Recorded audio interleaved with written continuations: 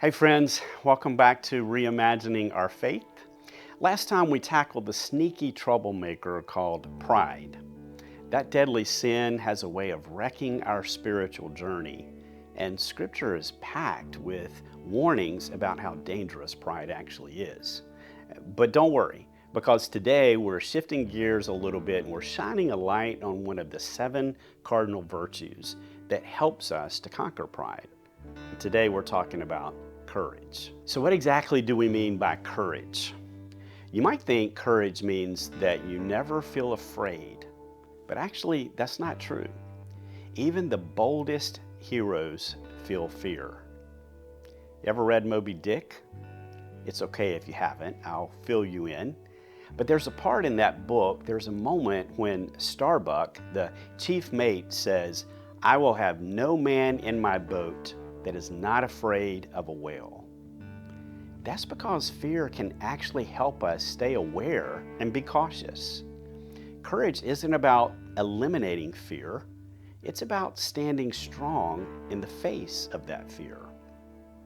Here's a good way for us to think about it. Courage is not acting without fear, it's acting bravely and wisely despite our fear. This means when you feel afraid, you're actually in prime courage territory.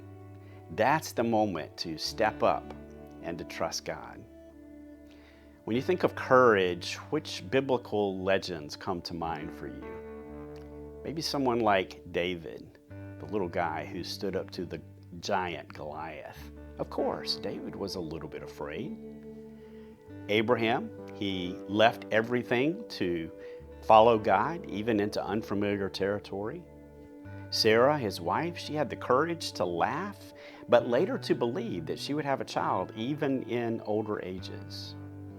Ruth, she bravely stayed with her mother-in-law after losing her own husband.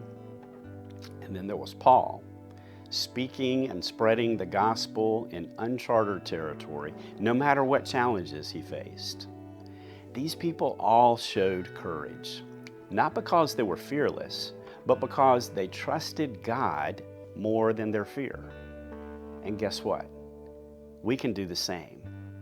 You can live with that same kind of courage today. Here's what God says about courage. Deuteronomy chapter 31, verse 6. "Be strong and courageous. Do not be afraid or terrified because of them, for the Lord your God goes with you. God will never leave you nor forsake you." You see, pride whispers to us, "You've got this. You don't need anyone else." But courage says, "God goes before me and is always with me."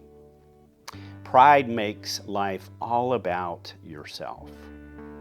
Courage pushes you to follow God and to live for Him. What's making you nervous today? Where do you feel like you need courage? Remember, God says, "Be strong and courageous. I will never leave you nor forsake you." So let's step forward today with faith, with strength, and of course, with courage. For today is a great day to reimagine our faith.